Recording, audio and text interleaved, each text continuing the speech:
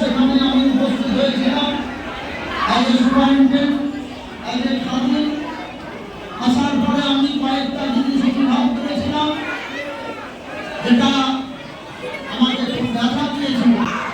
এক নম্বর হলো এই মাদ্রাসা 100 বছরের মাদ্রাসা, অথচ মাদ্রাসাটা আলেম পর্যন্ত আর এগোনোর কোনো চেষ্টা ছিল না। এটা একটা ব্যথা। এখানকার ছেলে মেয়েরা মাধ্যমিক পড়ার পরেই শেষ, আলেম পাস করার পরেই শেষ, আর না ছেলেরা বুঝতে পারবে না মেয়েরা পড়াশোনা করতে পারে। মাত্র আপনার 15-16 বছরে ছেলে মেয়েরা পাস করে বেকার মানে বসে থাকবে। ছেলেরা তো কাজে লেগে যাবে, মেয়েদের তো কোনো কাজ নাই, বাড়িতে বসে সময় নষ্ট করা।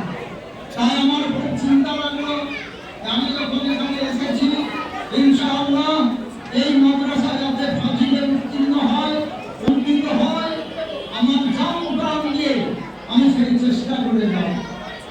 আমার সহযোগী ছিলেন জনাব সেক্রেটারি তারিক আহমদ সাহেব, আরো সহযোগী ছিলেন আমাদের হাজি আবুল কালাম সাহেব, আরো সহযোগী ছিলেন মাস্টার নিসার আলী সাহেব, এবং সেই সময় যেসব শিক্ষক মন্ডলী ছিলেন তারাও আমার সহযোগী হিসাবে আমার হাতকে মজবুত করেছিলেন। আমাকে সাহায্য সহযোগিতা করে বলার ফলে আমি দীর্ঘদিন ছোটাছুটি করার ফলেতে আল্লাহ তাআলা এই মাদ্রাসাকে আমি থাকাকালীন 1 বছর আমি ফাজিলে সরকারি উন্নীত হয়ে দেখে নিতে পেরেছি। যেখানে আগে পর্যায়ে উন্নীত বলে লেখা ছিল, আমাদের উত্তম বাবুকে ধন্যবাদ জানাই।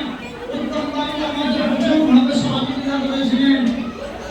সর্বপ্রথমে তিনি সে আগের পদটা কেটে দিয়ে সেখানে হাজির বলে বা উচ্চ মাধ্যমিক বলে তিনি লেখাটা লিখেছিলেন, তাদের পরিবর্তন করেছিলেন, আর বাইরেও লেখাটা পরিবর্তন করে দিয়েছিলেন।